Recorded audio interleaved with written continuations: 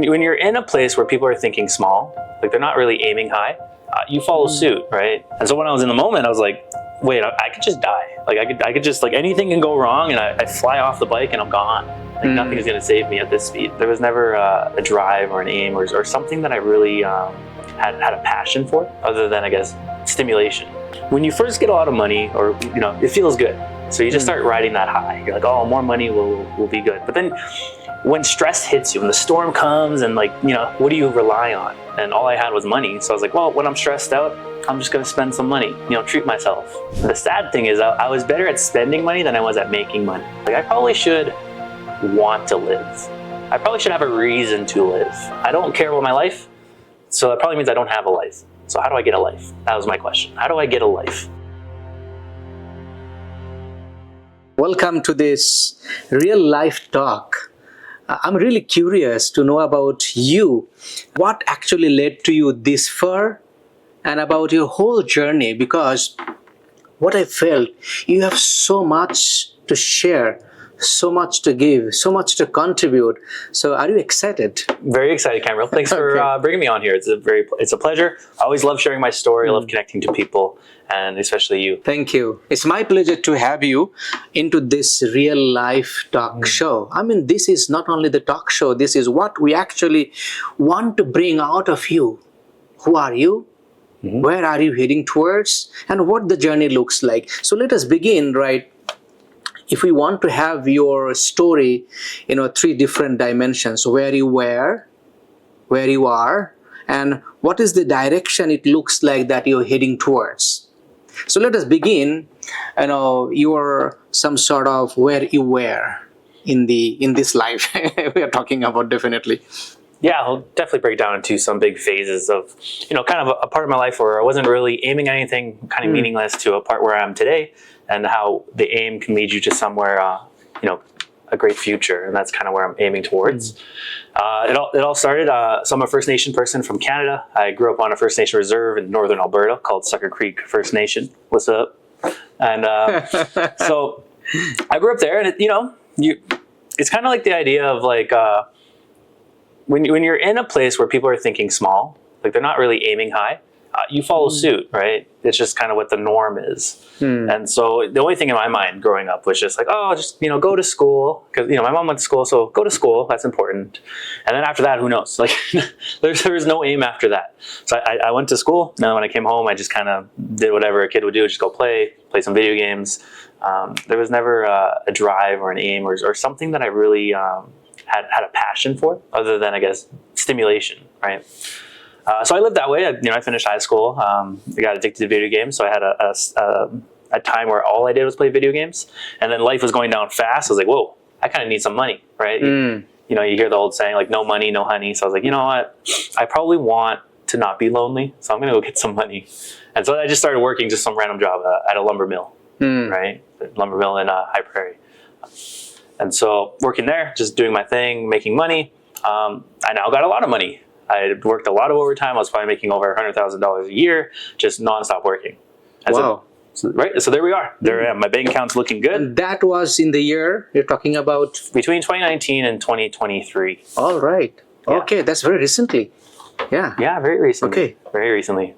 And so, now you think like all your problems solved. Like, well, you got money, you got some friends, and that's life, right?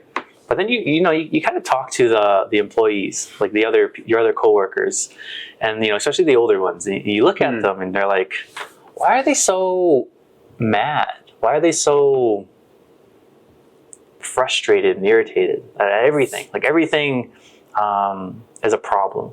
Like when we get a raise or when we get a bonus, like just out of nowhere, you got like a $1,000 or $2,000 bonus.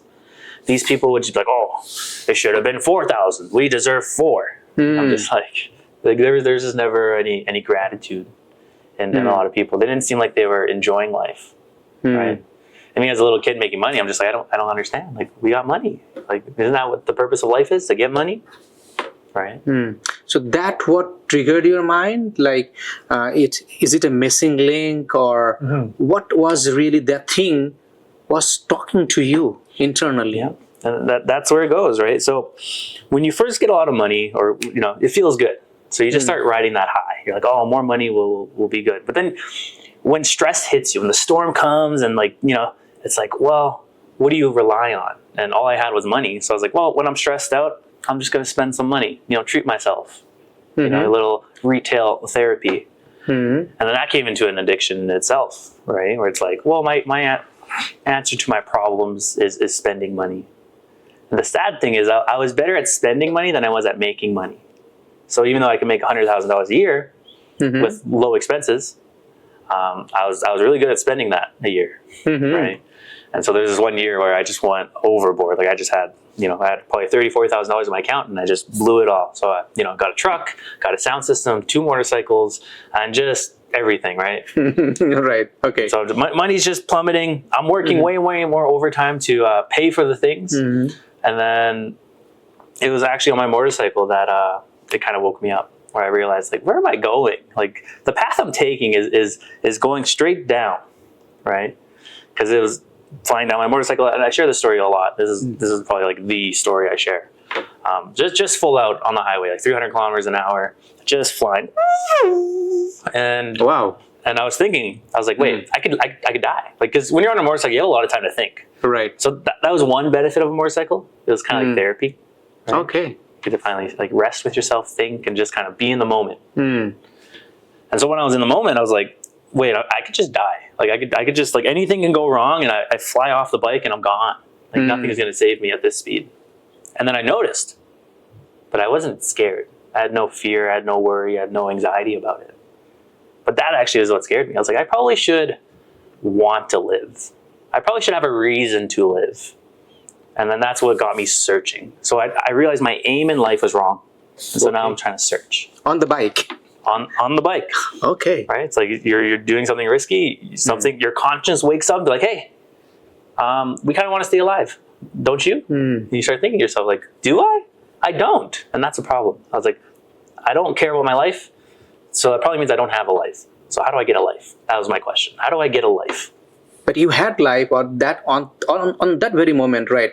You were earning good money. You had all this stuffs around you, and then it felt like some sort of vacuum, some sort of disconnections, or some sort of need. I like that you put it that way, and you're right. Like on the outside, it looked like I had life. You know, I mean, I can go have fun. I can do anything I want. I had my friends, and I had a job that was secure and it was growing, and it's like, wow, isn't this amazing? But you're right. That vacuum that you talk about, right? It's an existential void in you. There's like a hole. There's something missing that you're trying to fill with things, and external things. Yeah, the world, right? So right. There I am trying to fill that hole with like motorcycles, money, pleasure, and you still feel empty. Right? And then you start realizing, like, wait, I don't think I can fill this, and because I can't fill this, my trajectory is going down. Because now you start to not care about life. Because what's the purpose? Right? What's the purpose? What's the purpose? And then what next happened in front of you? Well, after that bike moment where I was like, I got to find meaning to life. I got to get a life. I was working at the mill, so I was thinking like, oh, do I go to university? Like, do I go get a career, or maybe a trade? Maybe I'll do it. I was like, but that's such a big commitment, and what are the odds of it actually fulfilling me, right? So I was like, okay, well, what's the next best thing I can do? Well, the next best thing I can do is read a bunch of books. I don't really know who planted that thought in my brain, but I just started listening to audiobooks at work. Right? Because most of the work at the lumber mill is pretty monotonous. You don't have to think. Right? I'm just pushing a broom. I'm just blowing down some air. You know what I mean? Just cleaning up. Regular mundane job kind of thing. Okay. Yeah, just turn this thing off, right? So what I decided is, instead of keeping this off, what if I turned it on and I started listening to books? And so, again, I still kind of had the mindset that more money might be the answer. Okay. Maybe I need to find money in a different way. So the first 10 books were all about how do I invest money? How can I take my money and make more money? My heart didn't care about it. There was no passion. I read those 10 books or listened to them, and nothing changed, right? Like, I read all the greats, like Psychology of Money, Rich Dad, Poor Dad, How to Invest, a little book of investments. All the self-help books. Everything, right? Right. But they didn't change anything. It wasn't until I came across this one book, and I came across it because one of my coworkers, she worked in another career where that company made them read this book. Like all of them read this book. She was telling me about it. I was like, oh, your company made you read this book, so let me check it out. And it was How to Win Friends and Influence Others. Dale Carnegie. Dale Carnegie, right? So, I was like, well, I'll try out that book. And it was funny because she actually never read it. I think she left the company before she read it. But after reading it, like during reading it, like there was like a fire being lit. You know what I mean? Because I would take the information and I can apply it right away. Because Dale Carnegie is very practical. Like his books are very, do this, right? This is knowledge, you can do this. So I started doing that. I started practicing those people skills. And it was exhilarating. It was fun. It was like, wow, like this is it. And so I just ran with it. I said, I want to learn more people skills. So I read more and more. I started developing people skills. I wanted to be good with people and all this. And on that trajectory upwards, that's where Flourishing came into my life. It was a perfect moment of, like, I'm a surfer out in the ocean, right? And I finally get on the ocean. I'm trying to catch a wave. And then the wave comes. It's just the best quaking, everything of, like, it goes over and I'm inside. It's exhilarating. And that big wave was flourishing in a really good way, right? And so, how did it appear, flourishing? Yes. In what time? Like, can you tell us briefly about those moments and those events? Yeah, it might have been 2022, maybe 2023. It was in the September area time. It's a late 2022, around so, that time. Yeah. Okay. 2022 September. It's funny. There's so much of the story I can talk about, but I'll keep it to the point. It was at a time I wanted to learn, and I just saw that my First Nation was having a life coach certification course. And at that time, I was trying to think, maybe I should be a manager at Toko. At Toko is the lumber mill I was working at in High Prairie. I was like, maybe I should be a manager, right? So I'm trying to learn all these people skills. I was like, I want to be a really good manager, like one that just makes the team better. And so I saw this life coaching certification that was free because my First Nation paid for it. So I was like, well, that would look good on my resume for me to become a manager. So I was like, you know what, I'll do it. It's a 2-day course. I get a little certificate. Perfect. So I go, and there's not a lot of people there. There's maybe like 2 or 3 other people. I don't know them because I'm not really a part of my community. I was very isolated. And then next thing you know, there's this guy named Abe Brown there. I was like, oh, hey, oh, cool. This guy's from Calgary. He's actually very successful, the real deal. I was thinking it might just be like a little chintzy workshop, like nothing too inspiring. Just kind of like boring, kind of mundane workshop, right? Sitting back and then sleeping. Texting. Right? So like, I'm just going to get here for the certificate, right? But when Abe started talking, it was like everything that I was learning what he was showing and more. Right? Like all these people skills, all these ways to interact. He was working with that. Like he was doing it. I was just like, whoa, where I am and where this guy is, like whatever this guy has, he has something that I want, right? This guy has skills or a mindset that I need. And so going through his course is very, very profound. Like really good information, but also really good moments of self-reflection. He calls it experiential learning, right? So you learn something and then you get to do it. And so in the process of doing, like my life compass or looking at my life and learning more about him, I'm just like, there's something here. And my community brought him out like over and over and over. So I just kept going to all his courses. And then that finally ignited something in me and helped me set a better aim. Right? During this course? Yeah, during all the interactions with Abe and all of his courses, right? Like just going through the process. I mean, let's talk about this 2-day course or Flourishing Life Coach certification. That was the gateway. Yes. And you talked about the life compass journey. Can you just share a bit more, right? What was the triggering moment or point? Well, there's turning point, rather, I would say. Yeah, there's so many layers to it. Like the first biggest layer is you have a great facilitator who connects to you in a relational way, like in a really good way. So already you're feeling good and you're ready to learn, right?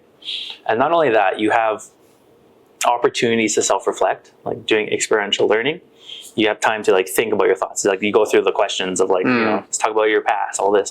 So, and then this is the cherry on top. It actually probably is actually the meat of it all, is that empowerment of someone that you respect, who you look up to, saying you can do it, like you can achieve this level. Like there's nothing stopping you. So it's like breaking any limiting beliefs. Like someone believes in you that you can go for more. There's more in you than you think. right? So you add it all together, it puts you on a good path. So that was kind of tap on your shoulder, right? You can do something more, you can have more, you can achieve more. Yes. Just channeling towards the direction, it was very important during that course. So what happened after that? I know a lot of people come to the courses, they do it, they go back, closes their booklets, and certificate that they want photos. And what happened after that? Well, the beauty of it all is that course wasn't just a one-off. Like, it wasn't like I went to that course and then I went back to like my old life, or, I was already on an uptick. Like, I was already trying to get better. So that course, what it did is actually focused my aim down an even better path. And so, when Abe left and I was still working at Toko, I had a higher aim. I was trying to like aim higher. I was like, you know what? I want to do the jobs no one wants to do. I want to take opportunities as they come. I want to aim higher. I want to, you know what I mean? And so because of that, I was finding a lot of success in the lumber mill. Like, I got a lot of cool special projects, a lot of cool little just benefits for doing things that people didn't want. And then I was still trying to think of a manager position at that time. But maybe I could do this life coaching thing is a side note, right? And Abe put the idea that I could be a facilitator. And so I was like, okay, maybe I could do that as a side hustle. I do need more money, And so within the first 2 days Abe said it, or later on he said it that you could do so, or you have the potential, you have the ability, or yeah, and that's the beauty of the life coach, because that's what the life coach is. It's you take the 2-day course and it's a certification. And what it really does is inspires you that you can be a life coach. You don't have to be perfect to be a good life coach. You just, wherever you are, you just got to find someone struggling, maybe 1 or 2 steps behind you, and you just help them up. Right? So anyone and everyone can be a life coach, right? So after hearing that from Abe, so what was your feeling at that moment? What was your thinking pattern that erupted, or tell me more about that, right? All of a sudden you're hearing you can be the life coach, and you wanted to become a good manager, earn more, and then you're hearing the different journey. So what went on from that moment? Again, it's that hope, right? It's that you see something better, and you're empowered that you can get it, right? Like, there's something I want and I can get it. Right, I just got to walk the path, and it might be an uphill path, but it's worth it, and I can do it. Right, so that was just where I was living in. I was living in that stream, and I was still connected with Abe. I actually came to Calgary a bunch of times to do more courses, and then that's in 2023. Yes. Okay. Or yeah, I would have been there around April 2023, perhaps. And then it got to a point where where I really wanted my life to go. It was not aligned to where I was living, my environment, right? So it's also where I kind of came to, I came to Christ in a way. I started reading the Bible, watching sermons. But when you live in a First Nation community, there's a huge pushback against the Christian faith, just because of the residential schools and just, the unfortunate weaknesses of man, right? So they don't quite see, when they judge Christianity, they don't look at Jesus, who's perfect. They look at the people, and we're all flawed, right? And so we all make mistakes, but the residential schools was a huge mistake. So you transitioned yourself from your community to Calgary in 2023. Yes, I just left it all. I was like, you know what, I want to follow this faith, and I'm being pulled away from it, or I'm having a lot of attention. So I'm just there's an opportunity for me in Calgary. I don't know what it is, but the worst thing that can happen is I'm back to where I was anyways. Correct. So I'm gonna take that shot. I'm just gonna go to Calgary. I don't know what to expect. I'm gonna go find a job, and I'm just gonna learn and grow, right? And so I moved to Calgary. I got a job at a dealership selling Hondas. Did that for a little bit. Wasn't fulfilled. I don't like that kind of sales. It doesn't feel good. And then I transitioned into working for Abe's company, like a Flourishing that I could truly just facilitate. And so that's where I am now. That was in the beginning of 2024, or where did you? It would have been July 23. Started working with Abe. No, that's when I moved to Calgary. When I started working with Abe, I was always as a contractor in a way. So if I sold something and I did it, then you'd get money. Well, I got on salary probably in September of just a few months ago, right? Like 24 September. All right. So then you got a new dream, new hope, and new direction of life, right? Exactly, right. And so that's like the top layer, the deeper layer of like motivation and mindset. Now that's a whole nother like, topic we can discuss and go into detail about what truly is life. Like, what does it mean to live, right? Because I think that's where people get mistaken, and then instead of living for life, they're actually living to death for death, right? Or their life is leading to death versus leading to life, right? And that's where we get into like a deeper topic. Very important realization. When did you come up this realization, leading towards death or leading towards the path that you could fulfill and flourish in life? It's funny. It's like really recently that versus living for life or living for death. Maybe like a few weeks ago, like that one is new. And that one's that's really motivating me and helping me see even a bigger scope of life than I saw before. Like, because like, you know, there's 3 phases, you know, I can kind of explain just my motivation in life. Sure. When I first moved to Calgary, my motivation was a lot driven by pride and ego. Like, I wanted to look good, be good for myself, right? I wanted to feel more valuable, right? So I'm driven by those motivations, right? Kind of external factors, extrinsic way of sensing, and you know. Yeah, a little selfish, right? It's more about me, you know, like I'm going to do this so I look good.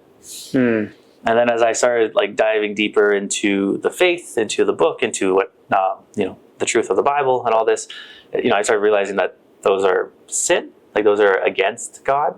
And I'm just like still trying to understand it, right?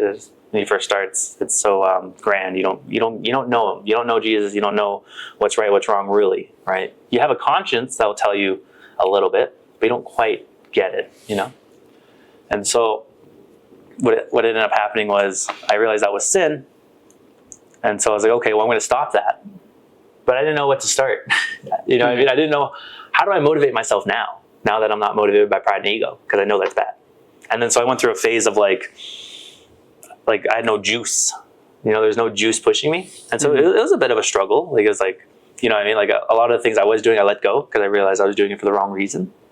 And so there's this whole like limbo moment where I was just like moving along and just hoping that I find that fire, that juice again, you know, as I'm learning more about who Jesus is and all this. And so there was a huge phase of just walking by faith. It's like, man, I'm struggling. I have no motivation. I have no fire, and I'm just hoping that you know, a wave will catch me or something will click, right? Because I know this is wrong, and I do know it's wrong. But I don't know what's right. I don't really know how to transition out of it.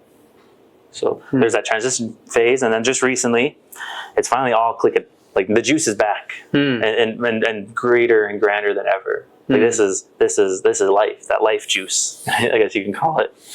So what that looks like, it looks like the realization of a more sophisticated lens of life, of yourself, of the world, of you know, over generations versus than just the moment. And that really helped. Jordan Peterson really helped me see that. He did a podcast with Dr. Andrew Huberman. He wrote a book, We Who Wrestle with God, or was it He Who Wrestles with God? And so that those two resources really helped solidify this as well with the Bible. It all came together, right? And so where it is now is I realized that if I lived for myself, you know, most people, that's all they care about. Like, oh, I want to feel good. You know, I want to be wealthy. I want to be happy. I want to be secure. I want this. I want that. And then that's what they live for. I was like, okay, well, if you got all of that, and then you know, because we're all going to die. Correct. Right. That's the ultimate, you know, part of life. But we are so much fearful. But your transition from a life of extrinsic factors driven by external stimuli like motorcycles and fast forward life, money and all those things, and then you transition towards the bigger city for a bigger goal, right? And then you started to realize, that's what you said, leading towards death or leading towards life. That's the aha moment. And then you started now riding towards life. right? So you're on a horse of life right now, and what you're saying essentially is leading towards or opening towards a different dimensions of life, right? That was not in your awareness. So what it looks like, the life, and you said it's sophisticated lens. Could you talk about this lens, what you see, where it is heading towards, what it looks? I'm just going to steal Jordan Peterson. I recommend everyone check him out. His podcast, Andrew Huberman, or his books, because that's what really helped me understand. So imagine the way you want to live life, you want to live for the ultimate win. You don't want to settle for what you really want, for what you want right now, right? That would be an unsophisticated lens, is to just be prey to how you feel in the moment. So, for example, think of a young child, and young children, they're narcissistic by birth. Like, they care, like, that's just how they are. We're all like that. It's the only way to survive. Everything's about me. But what you have to do as a parent is integrate them and to sophisticate them so that they see the ultimate win. Right? What the ultimate win is, they go for it rather than just the moment. And so the easiest way to picture that is just a simple soccer game or sport. Let's say you have your 5-year-old son and he's playing soccer, right? And let's say he wins the game. So in that moment he feels really good, and because he feels really good, he wants to feel even better. So he starts gloating, right? He starts gloating at I'm so much better. Like, I'm so much better than you. That feels good. Or the reverse. Let's say he loses. And now he has a temper tantrum. Now he gets mad at his team. He gets mad. He's saying they're cheating, and he's just angry. He can't lose, right? He takes his ball and goes home. You know what I mean? That's being prey to the moment, because in the moment you do feel angry and you do want to act it out. But if you do that, what do you lose? What the ultimate win of playing soccer as a 5-year-old isn't to win the game. That's not the ultimate win. Correct. Right? The ultimate win is to be fun to play with. Enjoy the game, right? Being part of the game, mingle with friends, have fun, right? And also the ultimately physical things. Okay. Yeah. So that's the meat of the game. Yeah. So if you're fun to play with, you get invited to more games. People want you to play. They want you to be around on their team and all this, right? They're happy to see you. That's a bigger win than acting on your emotions, right? Right. You have temper tantrums. Kids are going to be like, okay, we don't want to play with you anymore. And then you lose because now you have no friends. And we're social creatures. We need friends. Like, to punish psychopaths, which are like the least social people, is isolation. They throw them into an isolation cell, and that'll torture them, right? Isolation is torture. And so if you live in a way that isolates you, you're losing. Right. Yeah. And so that's what I mean by sophisticating your lens, is thinking bigger than the moment. Right. The ultimate win. The ultimate win. Where are you heading? What do you see your life is heading towards in a nutshell, so that our viewers can be inspired from the lens of sophistication, right? And we heard about your journey, and then what it looks like ultimately. Perfect. So, when you think about life, the ultimate lens is like, I'm going to die. So if I live for myself, it's going to die, right? So that's not really the biggest win. You know what I mean? So pleasure and all this aren't the biggest win. The biggest win is for me to become the biggest blessing in a sense that I create the most positive impact on the world on a generational level. Right. So it could start, for an example is when you're a parent, right? When you're a parent, it makes more sense. It's more like direct. It's like, okay, I'm going to sacrifice myself to benefit my child, right? And that's a bigger win, because if I sacrifice my child for myself, what is the gain? Like, how does that bless the world? Now we have a dysfunctional child, and then when I pass, the dysfunction spreads. And it's a curse. It's a curse on the world. Versus if I self-sacrifice to love my child, to bless my child, so that they're well integrated, they're a good person, and they're able to be a blessing also. That can spread through generations, and it could be the most beautiful thing in the world.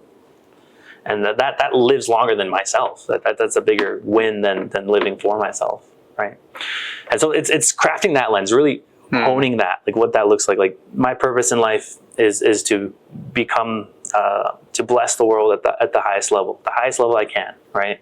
Now the question is, well, how do you do that, right? Well, the answer is you're not smart enough to figure it out. You know what I mean? Like, we can't see world on a we're confined in time. We're confined in this moment, right? I can't see the future, truthfully, right? Like, I can kind of envision it. I can't. I'm not in a place where I see everything, right? And so there is, like, the ultimate win is that submission to the ultimate power, to align yourself to that, because that will lead you to the ultimate win, right? And a lot of it is walking by faith and not by sight, because if you only walk by what you see, you're limited to your lens, and you know, our lens is not sophisticated compared to the lens of the Almighty. His lens is so sophisticated, and so we're just gonna keep align our hearts and our thoughts and our ways to Him, and just walk out with that mindset of I'm doing this not for myself. I'm doing this for a higher power. I'm doing this for the biggest generational win, right? It's like in the Bible it says, like, to seek first the kingdom of God, and all else be unto you. And what that means is live on that heavenly aim. It's a heavenly aim. I'm trying to bless the world, and it's less about my life. Right? Through sacrifice, through sacrifice. generations. So you're up for marriage? That's the next goal? Or Yeah. I mean that's like a byproduct, right? You know, you create the generation and, you know, create that legacy. What it looks like, right, when you are, that's the final question that I want to have. You know, say you are leaving the world, maybe you are close to 100, let's see. What do you see there is happening during the ending of your life? Well, by the time I'm passing, I hope I would have, smart enough that I've created a lot of blessing, right? Because if I'm 100 and then I wake up, I'm like, oh, I got to bless the world. I can't really do a lot at that time. You know what I mean? So it's kind of too late to do. Wake up. Right. Right. Like you could wake up and you could do things better, but you limited the amount of blessing you can give because you wasted 100 years. Right. And so what I'm really hoping for is, again, it's the aim. The aim matters more than than exactly what you do. Right. If you have the right aim, like if the right aim is correct, right, your purpose in life is to bless others and to treat them in a way that allows you to do that. Right. If that aim is correct, and then you just start walking, like you just move forward, it's like the whole idea, like God will guide you towards it, because you just keep asking, like, what is, like, whenever you have decisions or anything, what will lead to the biggest blessing generationally? You choose that, and you just keep walking out and just trusting God will lead you down the path of abundance, right? And so, to tell you the absolute truth, I don't exactly know what it looks like. Like, I can have a vision of what I'm planning in my heart, but at the end of the day, I submit to His ways, His plan, because it's greater than whatever I could think of. But where I'm looking at is, like, yes, like, you know, the truths are: be a good father, be a good husband, right? Like, treat my wife well, raise my kids right, like have them aligned to the truth of the Bible and socially integrated, right? That's a staple. Like, yes, I know I'm going to do that, right? Other than that is to then serve a community, serve people, right? So whatever the best way for me to serve people, I will. And in my heart right now, I'm focused on First Nation communities, right? I would love to be among them in a way that I can really develop leaders, really support the youth, really create community unity, and help establish the vision. One of my greatest gifts is that excitement and that visionary mindset.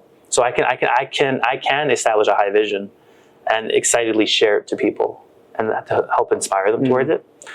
Right. And so I want to really tap into that. I feel like that's where I'm meant to be. And so in my planning, that's what it would look like. Me being on a First Nation, building up something that can bless people, develop people, build a good family community, and then die. Right. And then hopefully the offspring in the community keep going for increases, prosperity, and abundance. And we want more and more people. We want more and more good people, happiness. And when I say happiness and true peace, it's just connected to God, right? You're not going to find happiness in the world separate from Him. Amazing. So that looks like you have plenty of time I mean, you are right now beginning of 30s? Yeah, I'm 27 now. 27. I'll be Right. 28 in December. Right. So then you have about 70 plus years of time to execute that. But if we look back, one fine moment that really triggered inside your mind during the life coach certification program in your community, had it not been happen, what would have been the picture? Yeah, if there was no life coach, like, you know what I mean? Like, perhaps I could have found my way, because even before the life coach course came to my community, I was already dabbling into Christianity. I was already listening to sermons, right? But I wasn't supported, right? There was no support. I was very much doing it in isolation, right? Because none of my circle were Christians, right? So maybe I could have gone to a church in the area and that. And also professionally, you were doing a full-time job, right? And then it was kind of a mundane day to day in, day out, and then you transition to another work, and then now you are configuring yourself to a higher dimension, greater value, greater purpose, like freeing yourself from from the corporate or day in day out to entrepreneurial mindset or journey. I mean, do you think that event, that circumstances completely changed the trajectory of your life, the direction of your life? Oh man, like getting out of your comfort zone, doing things that are above you, like beyond you. That's the power where you really are empowered by God, and you truly build your connection to Him. Because like what I'm doing, where I'm going, it's beyond my own intelligence. There's been many moments, and there's stories I'll probably share in the future of times where I didn't know what to do, and I just submitted. I surrendered to God, and the most beautiful thing happened. Right? There's tons of moments like that I can share. So if this company didn't come, and then what this company really did is it helped me sophisticate my lens. Because my lens before this was not well sophisticated. Right? It was still the idea of, I'm going to climb up the corporate ladder. Right? I did have an idea of like maybe I want to be a family person, but not the idea of I'm going to self-sacrifice myself for the greatest blessing I can. Right? So this company really helped me sophisticate my lens and gave me opportunities to walk it out, like to give hands-on experience with stepping out of your comfort zone, doing things beyond you. The supportive community is there to help you when you fall, because that's a big thing when you go out on these paths. Like you will fall, you will have mistakes, you will have moments of strife or struggle, right?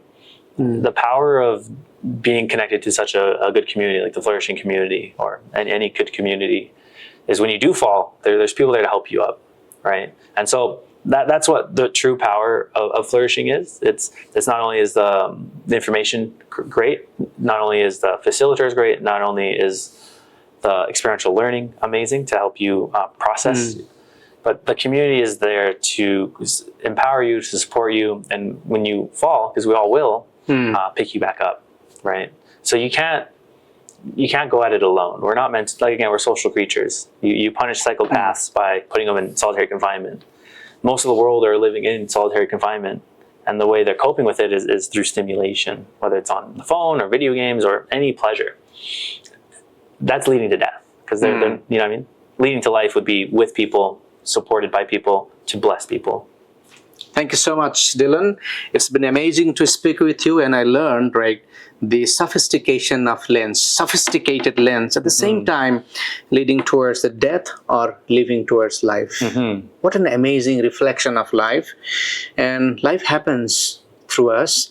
I'm really fortunate to work alongside with you and to learn the real life lessons that you are igniting through this journey. God bless you. God bless you. Thank you. Thank you so much. Pleasure.